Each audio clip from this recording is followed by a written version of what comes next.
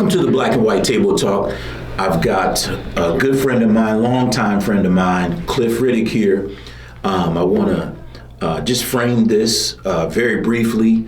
This episode conversation talks about an assault that happened, and of an official, and we're doing this just to raise awareness, focus on prevention and accountability, and try to create safer sports environments, because that's what part of our mission is of Ask Me the Referee is to have safe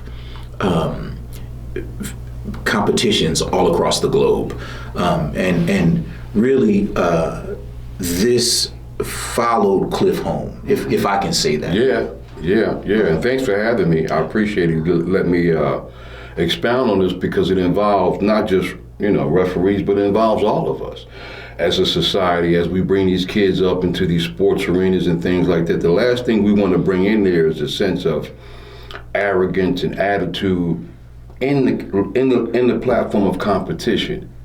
It happens, it spills over, but it shouldn't be. We should leave there feeling just as good as when we came to the competition. So I think opening up and pulling back the onions on all this stuff will maybe help one to how to walk into a situation knowing it's competition, but not feeling like you gotta fight your way in and fight your way out and argue and all that other stuff that goes along with it.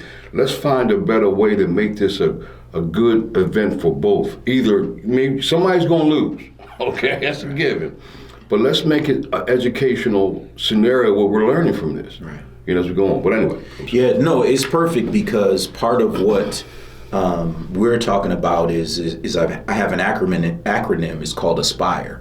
And basically what we want to do is we want to kind of peel back the onion on a lot of different things that happen. Sports to me is our greatest classroom, right? One of our greatest labs. So it really is where kids and us, I as an official, learn and grow through doing this. It's a mirror for life for me. And I would hope that it's the same for the players and the coaches and the parents. So it's all about being accountable. It's about learning. But let's get into what happened with you, if you don't mind, just taking me back to the day. Well, Cliff, how long you been refereeing? How long? 25 years. 25 years. All around Atlanta, Georgia. We travel, as you know. Yeah. But this particular case happened in Cobb County. I don't know if you want me to mention the facility or if that's important, but it happened at a tournament facility in, I want to say Smyrna. It's called All Tournaments. Yeah. Okay. It's 4 gyms in there, and years ago, just to let people know, when we did tournaments, we had authorities in there, we had security in there, and it was a cost to the facility, but you made sure that anybody that was out of line, we could take them out the gym. Right. Not let them sit there and talk to them. We actually had to have them escorted. So they had to watch that game outside from the outside. They couldn't stay in here with that. Things changed over a period of time. Yeah. We no longer saw that security guy. We knew that the parents was in there and the players, because they were the majority of what was going on. But there was nobody to control the environment. So it was left to us as referees to not only ref, but to police it, to control the mannerisms of the facility, a whole lot of other responsibilities that referees truly had not expected to have put on their shoulders. But having said that, I'm doing the game. These are kids, these are third graders. Third graders. So that means they're 8, 10? Yes, in that realm. One team that was very dominant was beating this other team by, I want to say, at least 20 to 25 points. The game was coming to a close, and I'm at one of the ends, and the ball goes out of bounds or headed out of bounds by the team that was winning. I'm on the end line. I look at the score and I realize the game's over for all intents and purposes, but I want to give these kids a good experience. I catch the ball in the air, I'm out of bounds. The winning team's player tried to get it, but because I'm taller, I got the ball, and I want to give it to the team they only got one shot. It's only like 30 seconds left in the game. I want to give these kids a chance to go down and score. That would have been something great. The coach on the winning team got so upset, he went into he exploded on the sideline as to say, why did you take that ball away from my player? I said, Coach, the ball was out of bounds. He's little. He wouldn't have been able to do much with that. Save it or... He didn't want to hear all that. He ain't care nothing about that other team. He's waxing these kids, man. His team is waxing.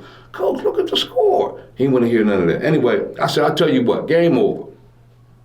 Less than a minute to go. You going off, man. Game over, end the game, blah, blah, blah. You know, you won the game. You can have it.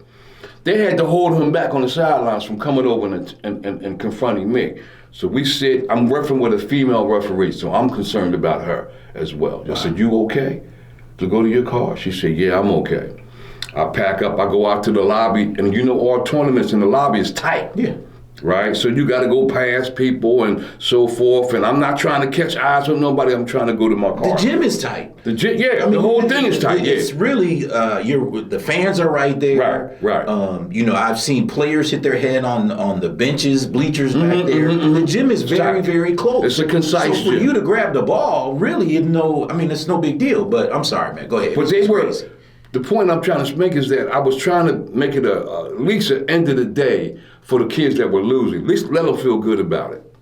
I get outside to my car in the parking lot, and I could hear somebody scream and say negative cussing words, so-and-so, you better go about your business, Mr. Referee, blah, blah, blah. So, mind you, I turn around, I got to see where this person's coming from, so I drop my bag to prepare myself. He's running at me at a sprint. I'm thinking, he's running at me, what's going on? So I drop my bag because now I want to prepare myself. He gets to me and swings. That's all I saw. He didn't say, get in my face. He didn't say nothing. He just ran up on me and swung, and he connected. I went out for about 6 seconds. I want to say 5-6 seconds. I get up, and his boy is taking him. The guy's friend is pushing him to the car. We got to get out of here, man. We got to get out of here. You just assaulted us. But I'm in the parking lot. There's people walking around. They see what happened. Wow. So I go to the hospital. I file a lawsuit. I have to,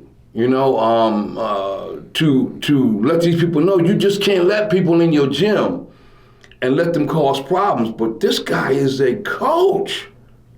They do catch him 4 days later, take him to court, lock him up, and I don't know what his penalty or punishment was. They did contact me to let me know that. But believe it or not, I do a tournament up in Swanee, I want to say about a month later. Do you know he was coaching? So I said, hold on, wait. This ain't gonna work. He looking at me because he remembered the incident. I'm quite sure he's sharing with his friends, but I'm not going to be out here placating this. This ain't going to work. So what we do as referees, we talk to one another. I say, Kaya, let me switch gyms with you. Let me switch courts with you because I got a situation. And I forgot who I switched with that night, but I went on and did another game. But my point is, first of all, the man assaulted me, but how do you as a parent, let this kind of person coach your kids?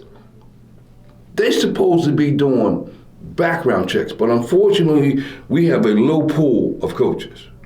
The demand and the supply is not that big. And unfortunately, a lot of the coaches that even coach these little teams, they don't even know basketball that much. They're just trying to be a good parent and coach.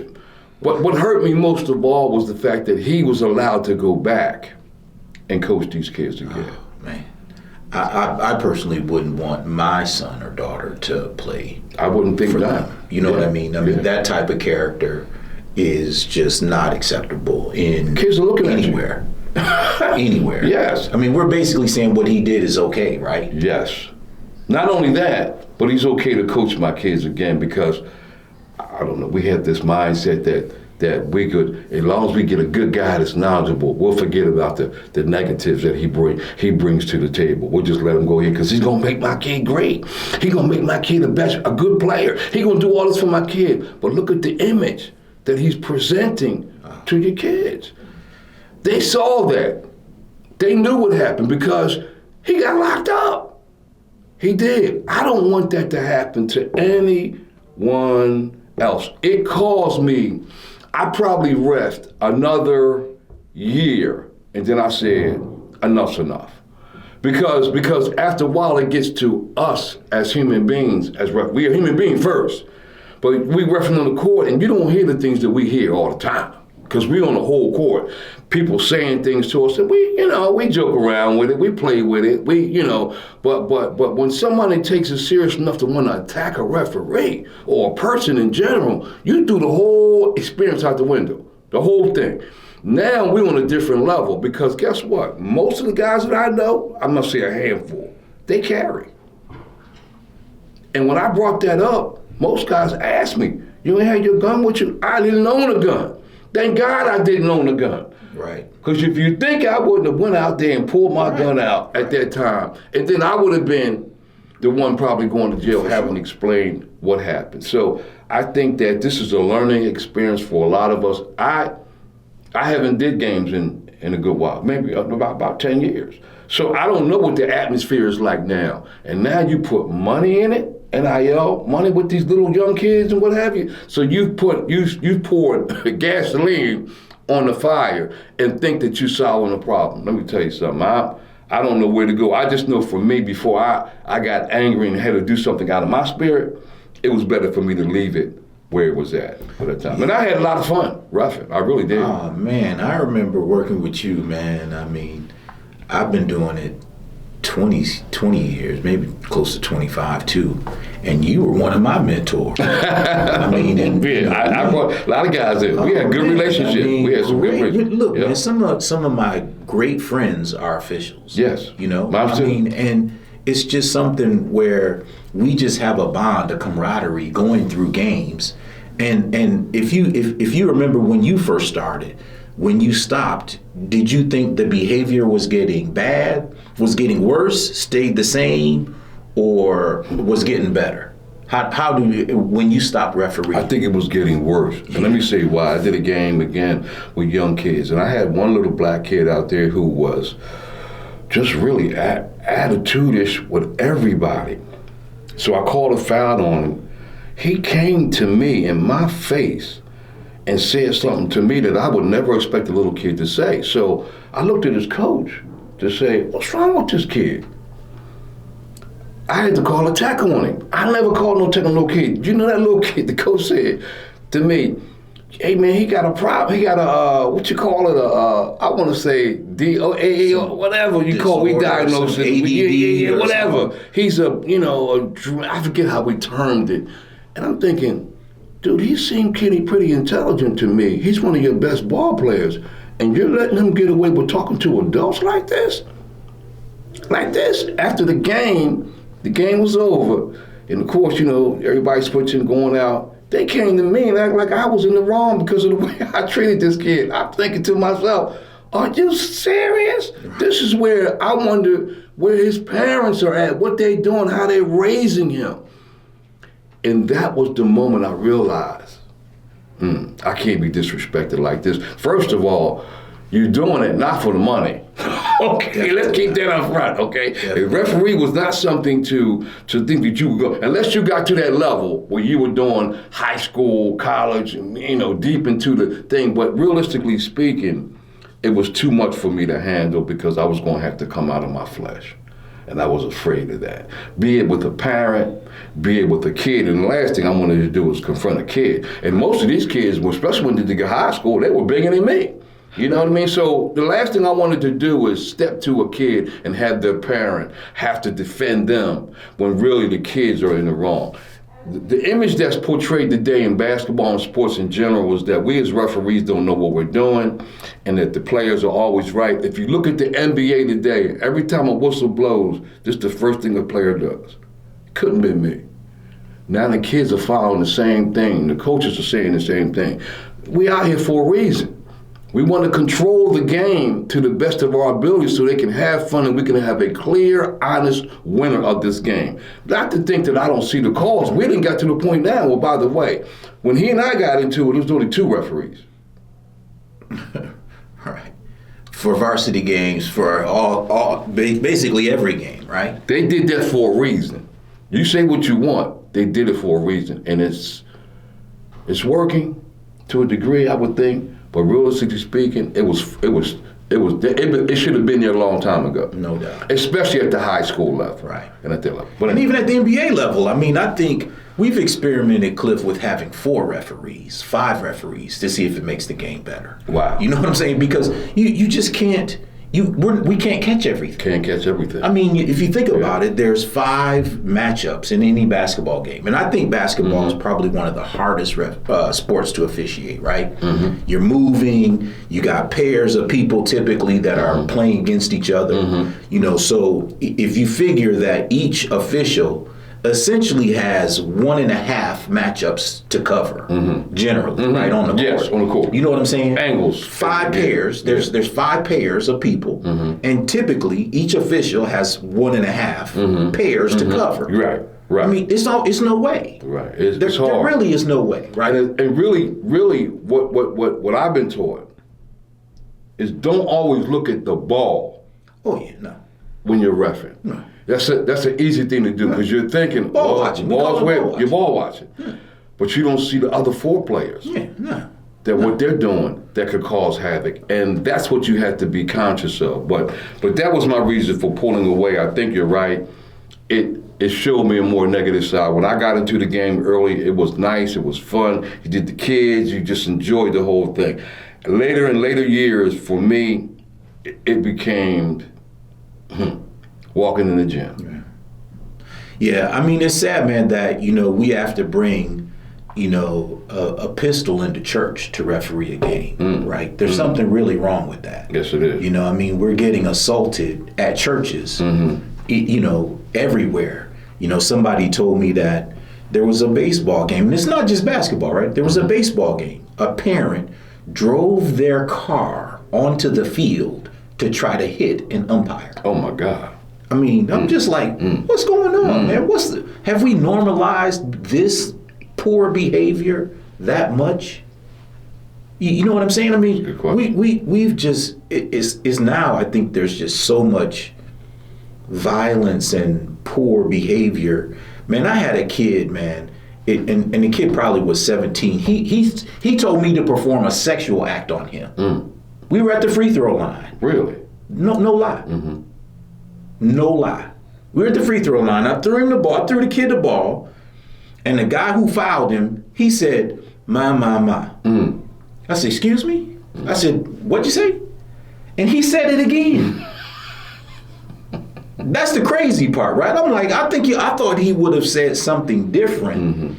My bad, Mr. Ref, you know, whatever. He said, ba. I was like, can I have the ball back? We're done. The game is over. Really? Yeah. Oh, I called the game. Yeah, I'm not. Something like that. I'm just not going That's to. way out of way out of the context of where we at. No. Some kids are just. I played with a lot of kids in my growing up. There's certain kids were gifted to play, but something was wrong. And I understand it happens. You have kids out here that, we don't go home with them. We barely know their parents for that matter. But you see that kid and you know something's missing. And the sad part about it is he's gifted. It's some of the best ball players are the ones that really say things to you and you wonder, why are you doing that to yourself? Oh man, I mean, so I'm kind of old school. I don't know if you used to try to talk players out of fouls. If you used give to me try heads to up. say, hey man, wash your hands. You know, Yeah. hey, if we're talking to you, my theory is if I'm talking to you, I'm trying to help you. Yes. I'm trying to prevent you from doing something that might not be legal, right? I mean, and hopefully, I mean, you don't have to listen, right? But hopefully, our whistle is teaching you behaviors that we don't like. Right. That I'm saying, hey man, you can't push him like that. Hey man, you can't hit him like that, right? I mean, you can't send the ball over the net like that, right? That's what my whistle is to kind of educate you. Okay. How to play, what to do, what you can't do. Because I'm going to try to do it really the same on both sides, right? I mean, that's what my goal is. Okay. I don't know. Do you know any of the teams typically that are playing? No. Do you care who wins the game? No, but I don't think that they think that way. I think they come in with a me against you attitude, meaning the player versus the referee. Matter of fact, you and I both know, we've heard this many times. A coach will say, oh, we got to play against 7 today. You know what that means, right? That means that the referees are against us as well. Game ain't even started yet. You know what I mean? But they telling their players, you got to play, the referees ain't for you. And that's a bad precedent to set prior to, because the kid automatically thinks the referee's not my friend. No matter whether you educate them or not, they still don't view us as their friend, per se. Now, as the game goes on, things that may happen may cause, like you just said, you may come to a kid and say, hey, man, this is what I'm watching for. Be careful. That eases it a little bit. But at the end of the day, most of those kids feel like you didn't call a good game, especially if they lost. But I called what I saw. Right. I mean, and the game is complex, right? I mean, our job is difficult. Yes. Right? I mean, we're moving. We're not going to be perfect. We're human beings just like they are. Mm-hmm. They make mistakes. They miss shots. Mm-hmm. They throw errant passes, right? Mm-hmm. I mean, and as an official, we're not going to call every single violation we see. Right. We can't call every single contact that happens in a game. Mm-hmm. We wouldn't have enough participants left by the fourth quarter if we called everything. And if we had a stop clock, guess how long we would be out? Oh man! for an 8-year-old game. Yeah. I mean, you said those players were third grade, mm-hmm. right? Mm-hmm. They were third grade. Mm-hmm. They were probably running 16-minute clocks, 16-minute halves. Mm-hmm. I mean, if you can remember the game details, mm-hmm. It probably was too long of a game for a third grader.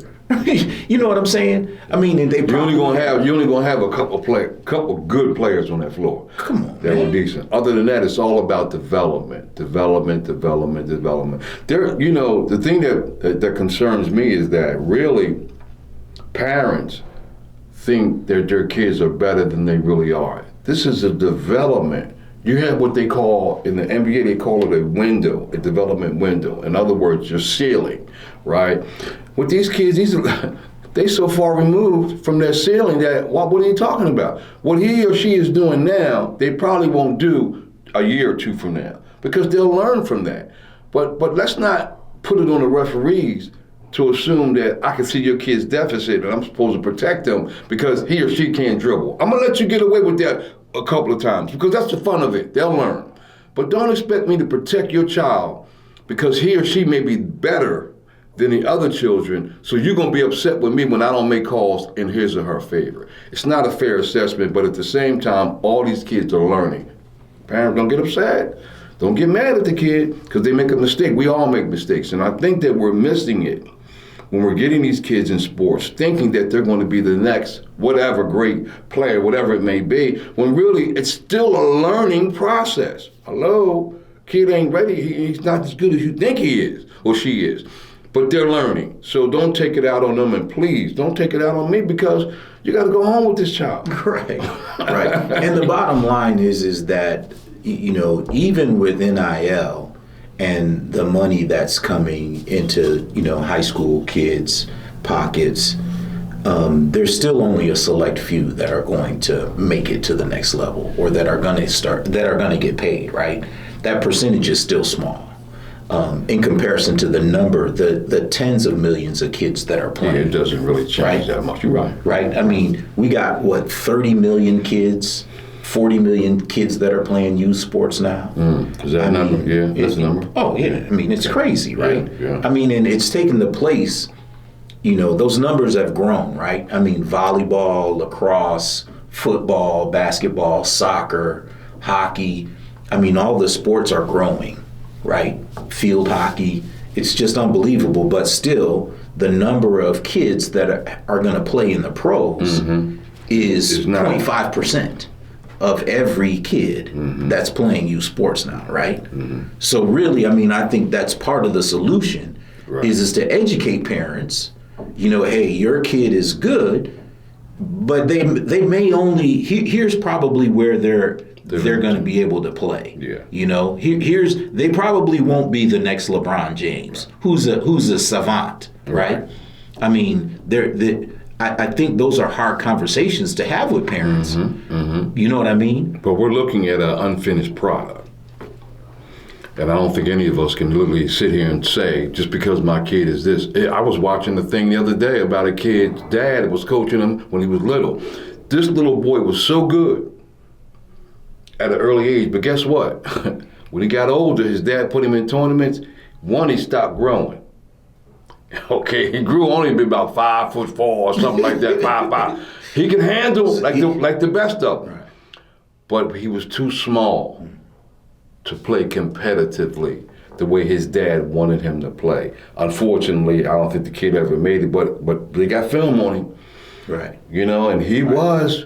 He was good then. He was good then. He was good at his age. And he's still good now, right? Yeah, it's not to say, but it's just that he didn't encompass the whole thing as he got older to realize now I'm playing with big boys. Right. I ain't playing with the little kids no more. And I'm not better than everybody out here. And when he got to that level, it woke him up and woke his dad up. So it's not always what you think. But I believe in this. I believe sports, for me, was a lifestyle. My friends, even to this day, or athletic friends, or, as you say, referees. Because you got to know the game to ref this game. You got to have a little knowledge of being able where it comes from. Yeah. But it educated me to be able to do different things in my life. I was born and raised in the projects. Let me tell you a quick story about my family, though, really. I got 4 brothers and sisters. No, 2 sisters, 1 brother, 4 of us. In the projects, if you can imagine, back in the 60s, 70s, it was pretty violent all the way through. I'm glad to get rid of the projects. But me and my sisters and my brother, we all went to school, graduated from high school, went to college, and graduated from college. There's nobody else in the projects that did that. And we don't know this, but I noticed that a lot of people were envious because we did things that were different from everybody else in the projects. Not that say they were jealous, they were envious because nobody else was doing that. And it wasn't that hard for us to do. It wasn't until, let me tell you something. In my entire family, my parents came from 10 siblings apiece. I got 20 aunts and uncles. Wow. I didn't have to have friends. None of their kids did what we did. Wow. Nobody else in my family. So it's difficult enough to grow up like that, but to have to play sports to get out of that frustration is a learning experience. It got us to where we are today. My sisters and my brother, they still alive today. And it was all coming out of where we came from, knowing that it was going to get us somewhere, not knowing where it was going to get us to. I'm a teacher by trade. My sister, all of us worked and did different things, but it was that educational piece that separated us. And I believe that besides all this sports and stuff, if you don't get something out of that piece of your time, I call it your ROI, a return on your investment. Kids don't understand that. But as you get older and you look back on things and say, I spent all this time. Don't count the money, God forbid, but the money your parents spent on you, okay? And I'm looking up and I'm wondering, he or she's in jail? What did it all mean? No, they're not gonna have great coaches all the time. But I had good experiences that I held on to. I love playing sports, okay? I'd rather do that than go to school, but I had to go to school, okay? But I'm saying— In order to play, right? In order to play. Right. But the reality of it is our priorities are wrong. They're wrong. I'd rather raise my son to be a GM than be an athlete. Do you hear what I'm saying? That window of time. The window of time. You see it, and you see kids go from 2nd grade, and now you see them in high school, and you say, wow, I've been reffing that kid all these years. I get to look at him now, look at him. And then when he opens his mouth up, that's the key. I don't care nothing about this game. Show me who you grown up to be. That's what we as referees do. We're a part of that. The one thing I try not to do when I reffing is touch those kids. Okay, I got some referees that want to run out there, kid get hurt. The referee want to be the first one to go. Don't do that, man. I know you care about him, but you don't want to touch that kid because you're going to always have a parent saying, he was all right till that referee touched my kid. And that's when everything went wrong. Now you got a legal problem on your hands. And you was trying to do the right thing. That's all we was trying to do, was the right thing. So there's so many things that, as a referee, as simple as it looks, that you have to be careful. But more importantly, we really are in the business of educating these kids and making good human products at the end of the day. No, we know all of them ain't gonna go to get a Vanderbilt scholarship, sit on the bench and get $250,000. Are you kidding me? But the reality of it is that we just want to be able to see them later on in life and see what they grow up to be. Yeah, I mean, it's a great point, right? I mean, it's one of those beautiful blessings we get to observe if we do this with longevity, right? Is to see our young people grow up and have character, yes. You know, and to think in some way, some small way, you know, that we influence them. We played a part. And said, man, I people come up to you, I'm sure they come up to you. Man, you ref my game. Mm-hmm. You know, you ref my kids' game. Mm-hmm. You know, mm-hmm. And I always ask, did I mess it up? Did I do anything? Mm-hmm. And they said, nah, man, you were cool. And you know, you said you tried to talk us out. You tried to talk. You said, man, do this, do that. Keep in school. Stay in school. Keep working hard. You know, just something encouraging, right? I mean, if that's what we have to share, I think on the court, on the time that we're in the classroom, mm-hmm. my parents were teachers. Yeah. Their whole lives. Oh, okay. I've taught. Mm-hmm. You know what I mean? So mm-hmm. that's what this is about, man. Yes. Is sports being the best classroom? Mm-hmm. It's the best teacher, mm-hmm. right? And we basically are educators as officials. We had their attention for an hour in a game. After that, we may have them a little bit, but the reality of it is, I got your kid for about an hour in between those lines. I'm trying to give them something that they won't get anywhere else. And unfortunately, some of us as referees, we get a little angry, we get a little attitude, you know, tired of hearing people screaming all at us all day long. But if you take it with a grain of salt, you can last in this thing for a while and with no problem. But you're gonna have an occasion where things happen like I did, and you know, people lose their temper and don't realize later on down the line, they wish you could take it back, but I don't want to be that kind of person where I wish I wouldn't have said that to that kid. You know what I mean? So what do you think, if anything, would you want parents to know? I mean, would you want coaches to know, you know, about what happened? I mean, this is not the key thing here is a human game. Human factors. Now, we're getting to the point where they want to bring robots in this thing. Okay, I don't know. I mean, baseball has it a little bit with their cameras and their thing, and I like it. But I don't know how well it's going to go over, because you're going to still have parents that's going to scream about a call. You're still going to have errors that may be made that may change the alternate of that game or whatever, but it's not a human factor. You ain't got nobody to scream at no more. That robot called that call. I see that eroding into the game to the point where you're going to miss referees. Right. You're going to miss us, right. Okay, because you wish you had somebody to complain that call to. So my concern is where I just hope it stays where it's at with the human factor in it. Yeah, definitely. I mean, I think, you know, there will, I feel like there almost always will be some human factor, but what is it that, I mean, do you feel like, I mean, and we're okay with the screaming, right? Mm-hmm. I mean, you can scream. I'm okay with you screaming. Mm-hmm. But when you get to the point where you've lost emotional control, if that makes sense, mm-hmm. and you want to fight me, mm-hmm. I mean, where do you think that, what's the line? What do you say to that parent or that coach that's there? I don't know if we have enough time, meaning us as referees, have enough time to deal with that parent at that moment, because we got a lot of other stuff going on. And really, after the game, I'm not trying to hear none of that. I'm trying to move on to my next game or get out of there, because I can understand the frustration. But let me say this. I think we'd be better if we went back to some type of supervisory person in that gym, because I don't want to play cop. and then I got to go ref your son or daughter. You know what I mean? I don't want to be that person that's screaming at you on the court, you as a parent, and your child's looking at you thinking, oh my God, my mother, my father, why are they acting like this? Because it's embarrassing. You don't have to go here. This is not the all with all in terms of sports in general. It's a game. It's something for kids to do, to grow up, to find out whether they like it or not, or what part of it that they like. Some kids think to themselves, I only want to be a coach. I really didn't want to play, but my mom put me on the team, or vice versa. So they're still learning something, but it shouldn't have to end the way it is. Listen, bring security back. Bring a supervisor in the gym. Let them manage that, because they probably know the community. We strangers in here, for the most part. We walking into a strange gym. We can only control so much of that situation.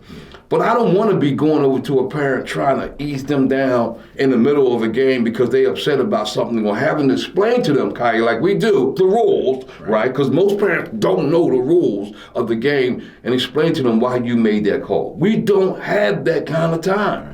We really don't. So for me, it would be having someone especially when you're talking about kids, to moderate and navigate that environment, to let parents know. Because I remember, parent get screaming that he got to go, or she got to go. They got to go outside. And they was embarrassed, but it made people look at that and say, oh, I ain't trying to be thrown out this gym. Let me keep my cool. That's what I'm talking about. Because guess what? When you go to a pro sporting event, you can think you're going to act the fool you want to. Right. But ain't nothing happening. Oh, no. It's security in every sector. So my point is, I think you have to bring some sense of security back to make everybody feel comfortable. Because I never would have thought, and this is true, that I would have been knocked out at a basketball game in the parking lot. Never. I thought I would have had a heated argument, but I never would have thought somebody would have really wanted to put their hands on me. But now it goes back to me remembering the guys that carried them guns in them bags. I thought that was crazy. Right. I got my referee, I'm coming here to do a service, and I got to walk in here with, sometimes we should do those men's games up at Memorial. Oh, yeah. Oh, yeah. Yeah. Right. No doubt about it. No doubt about it. You better be prepared walking in there. No doubt about it. But the rest of this stuff is just outlandish, and I think we have to get back to gain some control over that. Either you put a big old plaster note on it, we not having that in our gym, and if you do, you're going to be asked to leave. Those kind of things make sense, whatever. You ain't going to control everybody. You're not going to control everybody. But we got to figure out a way to make the kids the point of this, versus parents and all the questionable calls that people may make right or may make wrong. It happens, guys. Get over it. Whatever. Yeah, those are great points, man. And I do believe, there's some things we're going to talk about in terms of solutions. And one is certainly having parents sign a code of conduct, where really, you misbehave, a couple times at a gym, act silly, you don't get invited back. Right. And there's a potential for your son or daughter not to play in the league. Wow. Right? Yeah. Coaches, right? like you said, that coach, there's no way he should have been coaching again. After that. Yeah. There's just no way. No way. We have to vet coaches better. Yeah. There's got to be a better process for us to, make sure that the right people are teaching our kids. I couldn't go up into a Gwinnett County classroom tomorrow and start teaching 15, 13-year-olds, right? I just couldn't do it. I couldn't go to one of the elementary schools and start teaching some kids, right? Without having some credentials. Yeah. You know what I'm saying? So I think it should be the same way.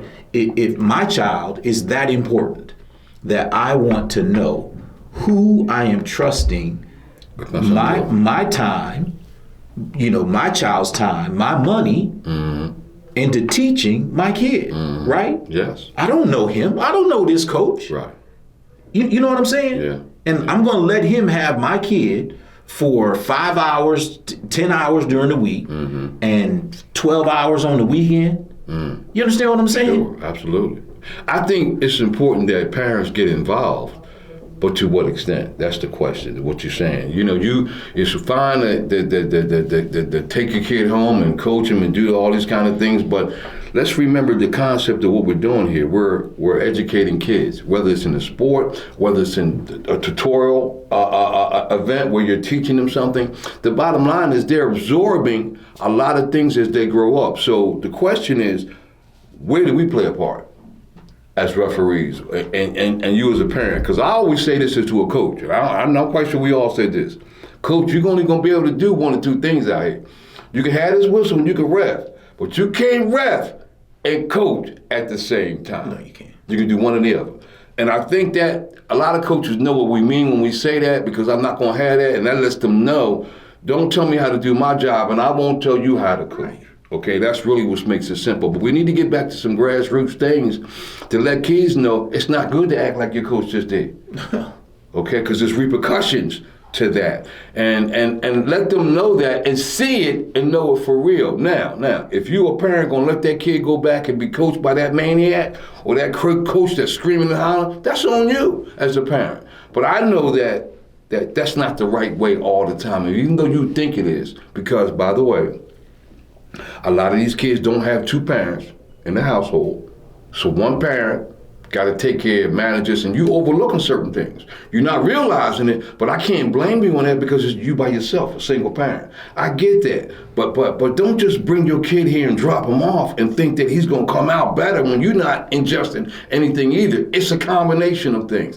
I can't go home with your child, but for this hour that I got him in here, I can instruct and teach him some things that he'll leave here with better than when he came. That's the only thing I think about, because none of us are perfect. And the last thing that I want to do is leave this kid with an experience that is devastating on him. Yeah. You know what I'm saying? I mean, that he just go home and cry, can't get over because this referee act like he hated me. Right. Oh.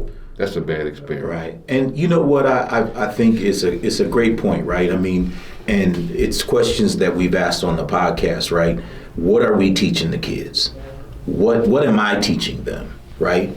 I'm accountable for my behavior, right? Mm-hmm. And what I ask is that the coaches are accountable for theirs, and the parents are accountable for theirs, and the players are accountable, right? Mm-hmm. So the big thing for me is what are they learning from the behavior of that coach and the parents, right? Usually to me, if I see, I say, man, the kids are worse.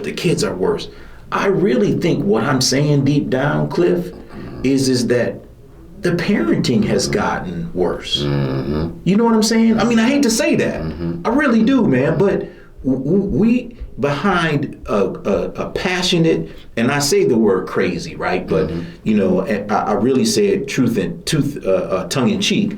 But I think the parents, if you look at the parent, if you look at the kid, you probably know whose parent is out there, because the parent is probably mirroring the same behavior of that kid. Yes. Right? Yes. Do you know what I'm saying? Sure, absolutely. She's the one that's screaming and howling. His kid is standing right there doing the same thing. I'm just like, what? I mean, I think the NBA and some of the other leagues, man, like, they're just not, even though they don't want to be role models, they don't profess to be, they make millions of dollars doing this. It's entertainment, right? Because I haven't seen too many traveling calls. But at any rate, I mean, that's a whole nother thing. But the mirrors that they see on TV, what do they do now? All of that, man. You see it all now in the game, right? I mean, I don't know what they're doing now, but it isn't helping. Right. And listen, man, the other day, man, I heard a national public figure talking about an official that he should be Similac. Oh, he named him. His breath smelling like Similac and shouldn't be doing nothing but Washington Wizards games. And it was a shame to me, right? I mean, you really don't understand how you are usurping and how you are basically categorically blaming a ref for doing his job and not asking the player in the NBA to be accountable for his behavior. You understand what I'm saying? Got to find somebody to blame, though. That's the problem. And Booker, I think that's who called the referee out from that game, Kevin Booker. Devin. Booker, excuse me. He was wrong for doing it, and that's a no-no. But of course, the NBA, they fined him now. They did, but this was an incident that happened during the Celtics Spurs game a while ago. Okay. Right? Okay, Where, I mean, it's something that we really are going to delve into, man, is how and why the culture towards officials is so poor. You know what I mean? Why we're so disrespected and treated like an adversary and an enemy. And really all we want to do is be fair. Right. You know what I'm saying? Right. I mean, and it's not like we got skin in the game. Who cares? Yeah. Who cares who wins? Do you care who wins the Spurs Celtic game? Not as my referee. No, I don't. No, none of those guys care. I don't. But they're steadily complaining, every single, like you said, every single play. Man, I could almost punch you in the arm, and I'm saying, hit you, smack you. But what happened down there? Yeah. I got hit down there. It was the same play. Right. Come on, man. That play over with. We need to talk about that. Yeah. We really, you want to have a discussion about that? And the coaches are doing the same thing. They think that's good coaching. Right. I haven't heard coaches say, you know what, you have to squat down when you're boxing a player out. You got to move your feet. Right. Don't use your hands. Right. We did a box out drill, man, where we couldn't use our arms. We had to use our legs to box a player out. Couldn't even use your hands. You couldn't use your hands to hold a player back. I just think it's a lot of what you're saying, and I don't know if it's ever going to change because there's so much money involved. So much money involved. Now you got it at the college level as well. I mean, the one thing I loved about watching college game versus the NBA is the college players don't complain that much. They're disciplined. Their coaches are telling them, don't you talk to the referee like that. I mean, you can see that on the floor. But between that level and going to the pros, it changes dramatically from the management down to the players. So all the things that we were teaching and addressing as young players to them on the court was thrown out the window once they get to the end. Right. Yeah, man. I mean, Cliff, man, I'm sad that an event like that happened. Yes. Right. You know what I'm saying? I mean, I'm sorry that you had to bring that home, to your family, and I want to talk to you more about how that impacted, your family, because we're human, right? Right. So anybody that gets assaulted is going to have some impact. Yeah. I don't know. I took my sons to a lot of games, and thank God I didn't have them at that game.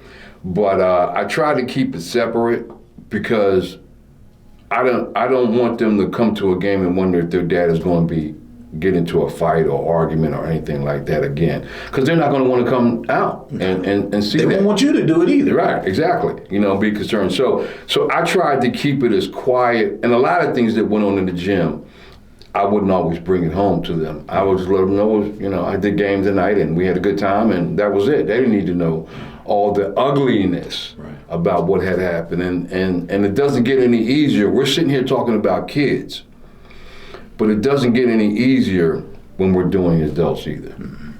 Unfortunately. Yeah. But so listen, man. I know we got to wrap up, but Cliff, man, I want to have you back, please. Yeah, I'll do that. Just, give me 24, 48 hours notice. I'm not that far from you. I'm in Peachtree Corners, but my life has changed a lot. Yeah. I appreciate it, man. Good seeing you, man. Thank you guys. Hey, before we wrap up, I just want you to take a couple things from Cliff's story. We're people, right? Mm-hmm. I mean, we are people. We're not the enemy, and safety should not be our safety, and your safety should not be optional. Coaches, parents, administrators, and officials, what we tolerate, resist, ignore, and reward builds the culture. So we really need to be mindful of what we are tolerating, resisting, ignoring, and rewarding the behaviors that we're doing. Well said. So we've got to, we need people to recognize how difficult it is, the complex judgment and how hard the job is, the angles that we all have, not just during the game, but as people, as participants. And we need to start protecting everybody in the game. let's set boundaries and make it so that everybody's safe. So that's our call. I appreciate everybody that watches. And we're going to come back again with a part 2 with Cliff. We're going to talk about some other stuff. Okay. I'm just glad you made it, man. Okay. Good having you. Thanks, Cliff. Thank you. See you next time on All the right. Table Talk. Thank you, brother.